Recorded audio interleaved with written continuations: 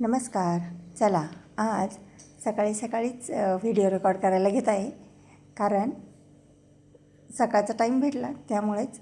आणि ही जी आपण रात्रीची भांडी घासून घेतो ती कितीही चांगली घासली तरी सकाळी वापर करण्याच्या आधी ती जरा धुवून घेतली तर ते चांगलं असतं.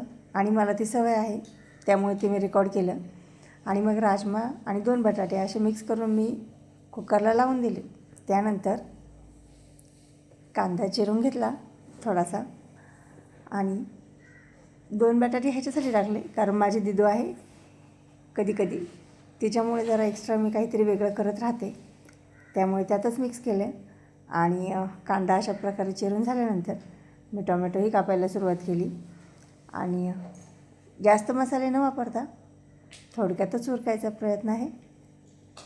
आणि सवय नसल्यामुळे जरा ॲडजस्ट करून घ्या. आणि तेल गरम केलं, नंतर जिरे मोहरी लागते, चांगली सवय आहे त्यामुळे कांदा व कढीपत्ता टाकलेला आहे. ते मी व्हिडिओ करायचं राहून जातं माझ्यात आणि कधी. आणि ते छानपैकी असं परतून दिलं. त्यानंतर टोमॅटो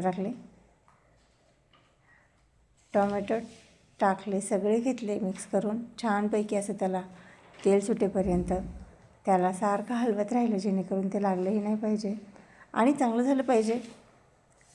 जितकं मंद आचेवर होईल आपण तितकंच करावं. जोरात गॅसवर केल्यावरती त्याचा कचवटपणा राहतो कांद्याचा वगैरे, त्यामुळे. आणि जितकं बारीक होईल तितकं बारीक ते होत जातं एकदा शिजलं का. नंतर हळद टाकली आणि असे वेगळे काही मसाले टाकत नाही, जे आपण घरात डेली यूज करतो तेच टाकते. लाल तिखट असेल, धना पावडर, गरम मसाला, असेच बेसिक मसाले सगळे त्यात मिक्स केले. आणि त्यानंतर सगळं असं मिश्रण एकत्र हलवून घेतलं, चांगलं सगळीकडून परतून घेतलं. म्हणजे तेल सुटेपर्यंत मसाला परतला गेला तर भाजी छान लागते. आणि व्यवस्थित असं सगळं एकत्र हलवून घेतलेलं आहे. आणि राजमा म्हटलं का प्रत्येकाला हा आवडतोच. आता ओल्या राजम्याचा सीझन नाही आहे, त्यामुळे हा आपला जो घरी भिजवलेला राजमा होता त्याचीच भाजी होती.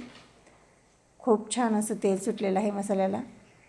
आणि त्यानंतर मी कुकरही चेक करते, झालं आहे का नाही पाहते. झालेला आहे. राजमाही छान म्हणजे छानच शिजलेला आहे. कारण दिसतो आहे तो कधी राजमा पटकन शिजत नाही, फरक असतो. पण हा राजमा छान शिजला. त्याच्यानंतर मीठ घातलं. मीठ हे शेवटीच घालते आणि मग त्याला छान अशी वाफ येऊन दिली. आणि मग छान राजमाची भाजी तयार झालेली आहे.